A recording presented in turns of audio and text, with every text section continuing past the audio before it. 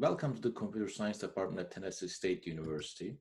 In this video, I'm going to give you a brief history of Java programming language, how it started and what is it now. I'm going to show a very brief video. It's a 9-minute video. In fact, this video is available to you. So whenever you have time, I strongly suggest that you watch it. Let's get started.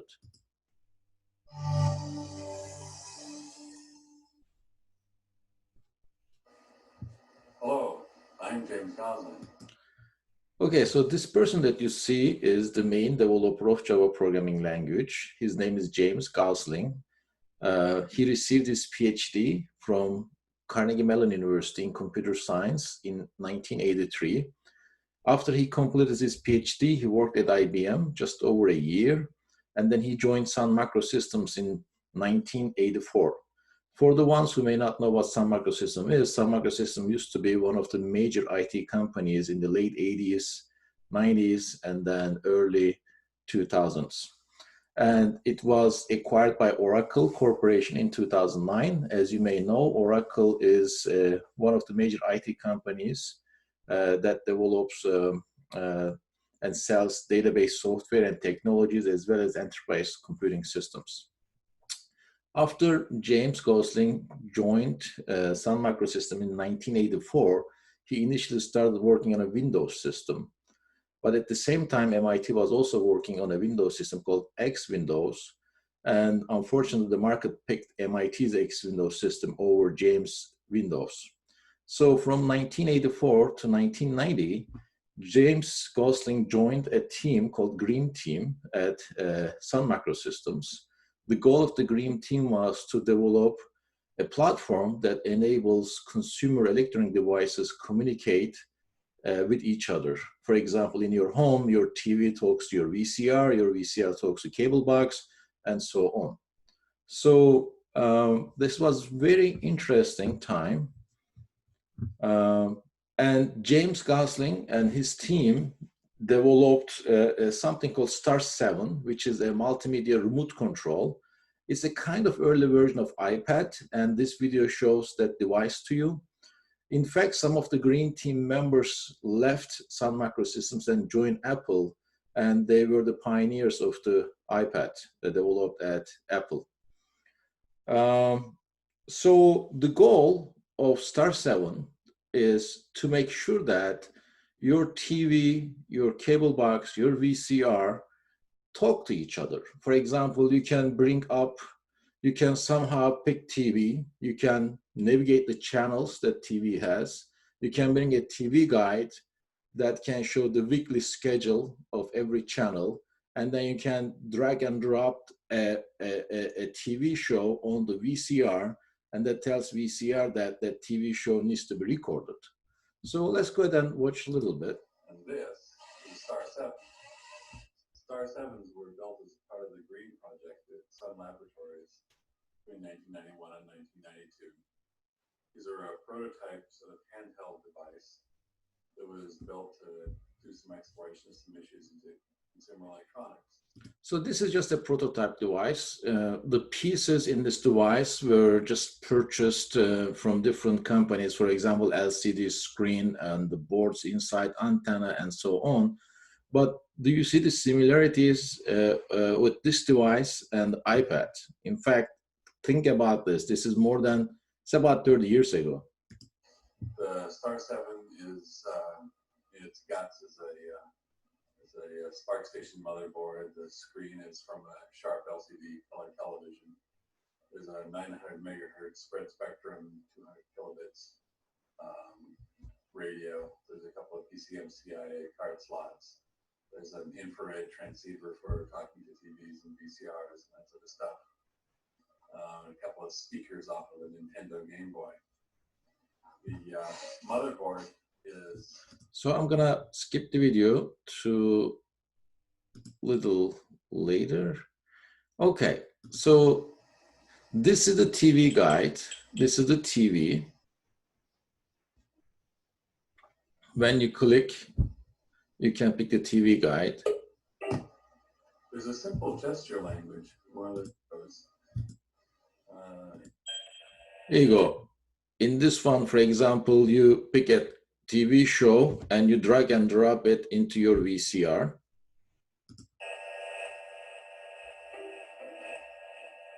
And that tells VCR that that show needs to be recorded. So basically on the LCD screen, you can pick your devices. You can go to a room, for example, living room, and then you pick up your device. For example, you click on TV, you get information about TV, you pick certain items from TV, and then you drag and drop to cable box or from cable box to VCR, just interactively, and those devices communicate with each other. And think about other devices. Don't just limit yourself to TV, VCR, or cable box. Think about refrigerator. Think about microwave, dishwasher in your home. So the idea is to make sure that all consumer devices can communicate and talk to each other. But so just to sum up this part, this Star 7 was originally designed for interactive TV, cable boxes, VCRs. It was simply a very sophisticated TV remote control, and it was developed by the Green team. However, the cable industry did not embrace this because it was kind of advanced for TV industry of the time. So Green team consists of more than 10 people. James, Patrick, and Mike are the main people. So the team initially started developing software for Star 7 using C and C++. However, they soon realized that C and C++ were not sufficient, especially for platform independency. Platform independency is very important for this project. TV might be manufactured by many different companies. Cable boxes, VCRs, refrigerators, dishwashers, you know, they are different, manufactured by different companies, yet they have different hardware. So the software that you develop should be able to talk with a variety of devices. In other words, they should be platform independent. In today's terms, think about software that you develop using a Mac operating system. That software should function or work the same way in Windows operating system. So platform independence is a crucial design concern. James Gosling, who was the only team member who had built a compiler before, started modifying C++. So he initially started with C++ programming language. However, it was too much modification that he had to do, and soon enough, he realized that a new programming language was needed to be developed. C++ was not sufficient. But he used many concepts from C and C++ when he was inspired by many other programming languages, such as Simula, Pascal, Mesa, Smalltalk, and Lisp. So it's not just C, C++.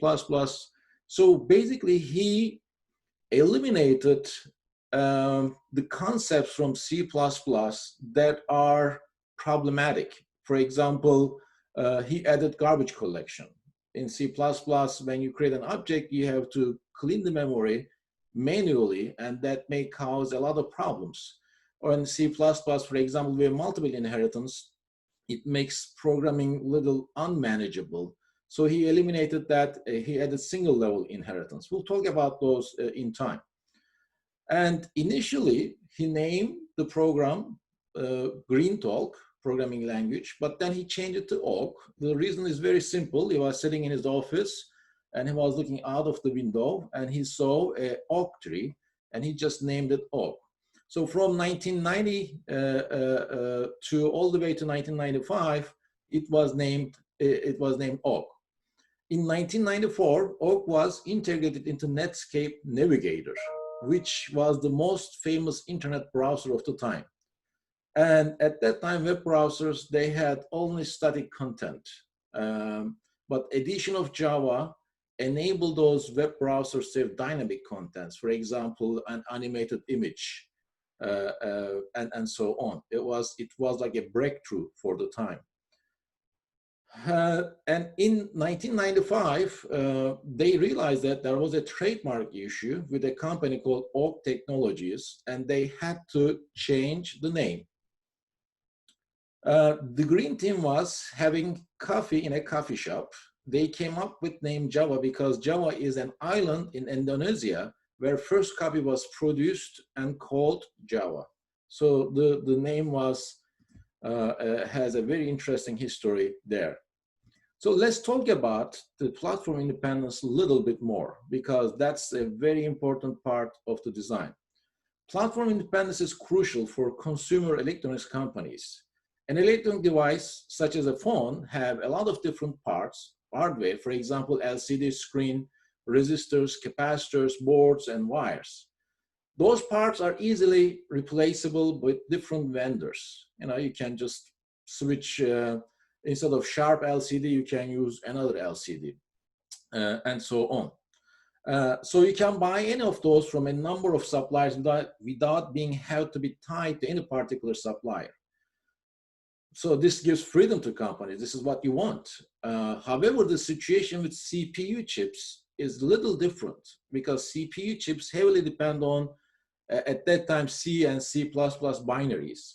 In other words, if you are manufacturing a phone and if you decided to use Intel CPU, for example, or some others, then you're pretty much stuck with it. And that means you are very much tied to your processor's manufacturer. So it's gonna be very difficult for you to make changes. So the question became at that time, what do you need to do so that you could flip from one chip supplier to another very, very easily?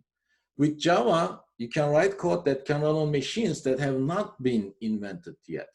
So that's actually the idea is simple. I will explain that in upcoming videos. That makes you develop code in one platform, compile it, and get the compiled code and run on another platform. This is mainly achieved by Java virtual machine concept. Some other considerations was it needs to be simple, minimize programmer's errors, robust, portable. Again, when I say you develop software for a mobile device, the same software should be able to work in different mobile devices. Or if you develop software using Linux operating system, it should also work in Windows operating system. It should be secure, multi-threaded. Multi-threaded programming is important. In lecture 13 or 14, I'm going to give a very detailed introduction to multi-threaded programming. And it's object-oriented. We'll talk about what it is. The main unit of programming in Java is class. You use classes. You can consider classes like recipes or blueprints from which you can create objects. For example, think about the blueprint of a building that is in Nashville. Using the same blueprint, you can create or construct exactly the same copy of that building in Memphis or in Knoxville or in New York City. So that blueprint is a class, and each building is an object that's created from that blueprint or from that class. So Java is very heavily used. You may not know, even maybe your microwave uses Java. There are more than 3 billion devices that run on Java. And they are computers, printers, routers, phones, parking meters, ATMs, credit card machines, home security system, cable boxes, and many, many more. Refrigerators, dishwashers. Even the rover in Mars by NASA uses Java.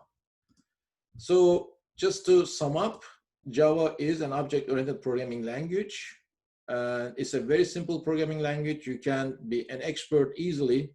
Well, not that easily, but I mean, you can be very fluent easily.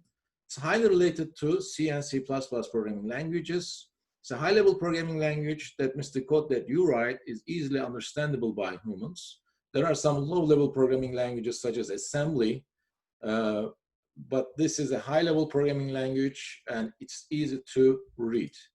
So I hope this is clear as a brief introduction to history of Java. And from this point on, we are going to start with different concepts in Java. Thank you, and I will see you in the next video.